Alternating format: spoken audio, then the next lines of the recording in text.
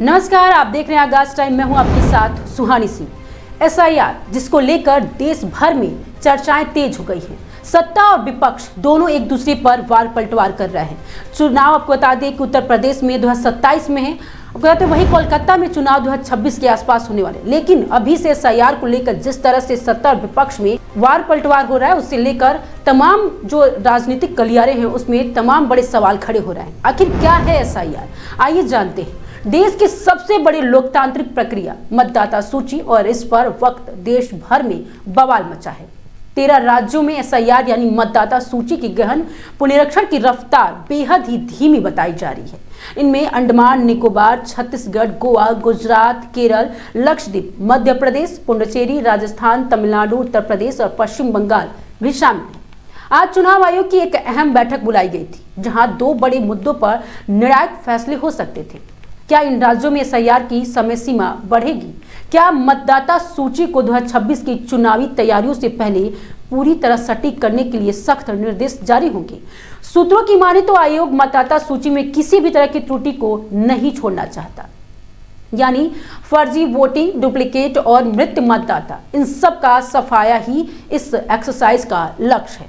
लेकिन जमीनी स्तर पर जो स्थिति है वह चिंता बढ़ाने वाली है। जी हाँ, क्या है एसआईआर? साधारण भाषा में सबसे समझदार, जी हाँ, आपको बताते हैं कि एसआईआर स्पेशल इंसेंटिव रिवीजन, मतलब मतदाता सूची की बड़ी सफाई।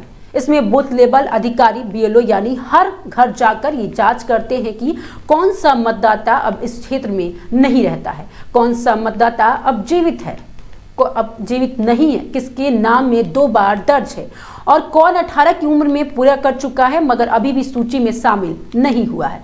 पहले चरण में बिहार से शुरू हुआ और अब देश भर में इसका दूसरा चरण चल रहा है। लेकिन यहाँ सबसे बड़ी दिक्कत सामने आई है कि बीएलओ ज्यादातर शिक्षक या सरकारी कर्मचारी होते हैं। उनके ऊपर पहले से ही सरकारी काम का बोझ होता है और ऐसे में हर घर जाकर सत्यापन करना समय की बड़ी चुनौती बन गया है।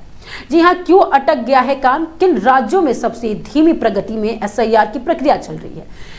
ईएसआई की रिपोर्ट बताती है कि नीचे दिए गए राज्यों में एसआईआर का काम सबसे धीमा चल रहा है। जी हाँ, अंडमान निकोबार, छत्तीसगढ़, गोवा, गुजरात, केरल, लक्षद्वीप, मध्य प्रदेश, पुडुचेरी, राजस्थान, तमिलनाडु, उत्तर प्रदेश, पश्चिम बंगाल, इन सभी राज्यों में एसआईआर की प्रक्रिया धीमे चल रही है। इन राज्यों में या तो घर घर सत्यापन पूरा नहीं हो पाया है, या डिजिटलीकरण में देरी हुई है, या डुप्लीकेट या मृत मतदाताओं की पहचान अभी भी बाकी है।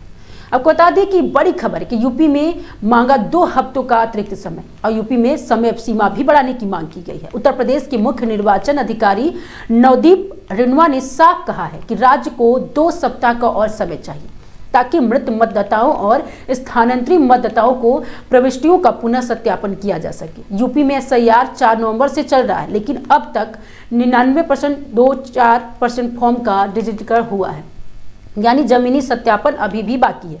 इसलिए यूपी आज की बैठक में समय बढ़ाने के सबसे मजबूत केस बनकर खड़ा हुआ है। बंगाल में बड़ा फैसला, जी हां, अंतिम प्रकाशन की तिथि 14 फरवरी 2026 था। चुनाव आयोग ने पश्चिम बंगाल को लेकर पहले ही बड़ा कदम उठा दिया है। बंगाल में मतदाता सूची का अंतिम प्रकाशन अब 14 फरवरी 2026 को होगा। कारण आपको बता देते हैं, राज्य में जनगणना का भारी काम है। मतदान केंद्रों के बड़े पैमाने पर पुनः सत्यापन होगा, बूथों का युक्तिकरण होगा और फील्ड स्टाफ की भारी कमी बताई जा रही है। ये वही बंगाल है जहां चुनावी विवाद और हिंसा के मुद्दे चुनाव आयोग के लिए सबसे संवेदनशील माने जा रहे हैं। इसलिए यहां विशेष सावधानी बरतनी जा रही है। आज की बड़ी बैठक में क्या हो सकता है, आइए जानते हैं। 5 अहम फैसले सरकार ले सकती है। आज ईसीआई की बैठक में जो मुद्दे टेबल पर होंगे वो चुनावी राजनीति का तापमान बढ़ा सकता है। धीमी प्रगति वाले 13 राज्यों को समय सीमा में बढ़ोतरी संभावना बेहद मजबूत होगा। बीएलओस के लिए सख्त दिशा निर्देश का होगा, कम समय ज्यादा काम, और इस समस्या का समाधान ढूंढा भी जा सकता है। डिजिटलीकरण फॉर्मेट में तेजी, डुप्लीकेट नाम हटाने के लिए सॉफ्टवेयर आधारित स्नैकिंग भी तेज होगी। मृत मतदाताओं की पहचान के लिए राज्यों को मेडिकल, आपको बता दें कि नगर निगम डेटा की एक्सचेंजिंग, और ये सबसे बड़ा तकनीकी सुधार भी हो सकता है। राज्यों की चेतावनी, चुनावी तैयारियों में देरी बर्दाश्त नहीं होगी। ईसीआई स्पष्ट संदेश देने को तैयार है। मतदाता सूची साफ है, नहीं तो चुनावी प्रक्रिया में जो भी जोखिम होगा देखना होगा, क्योंकि जरूरी है एसआईआर देश के लोकतंत्र का वो हिस्सा जो कम दिखता है पर सबसे महत्वपूर्ण होता है। आप सोच सकते हैं कि अगर मतदाता सूची एक भी मृत या डुप्लीकेट मतदाता बच जाता है तो चुनाव में गड़बड़ी की पूरी संभावना खड़ी हो जाती है। फर्जी वोटिंग, बूथ कैप्चरिंग, गलत पहचान, ये सब यही से शुरू होता है। इसलिए एसआईआर सिर्फ एक प्रक्रिया नहीं, चुनाव की रीढ़ है। आपको बता दें कि मतदाता सूची बनाने में क्या क्या होता है, बहुत ही रोचक है ये। जी हाँ, हर बीएलओ में 1200 और 1500 घरों का सत्यापन करता है। मतदाता सूची में हर नाम के साथ 25 तरह की एंट्रीज दर्ज होती है। मृत मतदाता को हटाने के लिए सिविल रजिस्ट्रेशन सिस्टम में मिलान किया जाता है। फर्जी वोटिंग रोकने के लिए ईपीआईसी नंबर आधारित डीडुप्लिकेशन और सिस्टम भी चलाया जाता है। पूरे देश में हर साल 10 लाख से ज्यादा नए मतदाता जुड़ते हैं, यानी एक बता दें कि बेहद विशाल और जटिल प्रक्रिया है।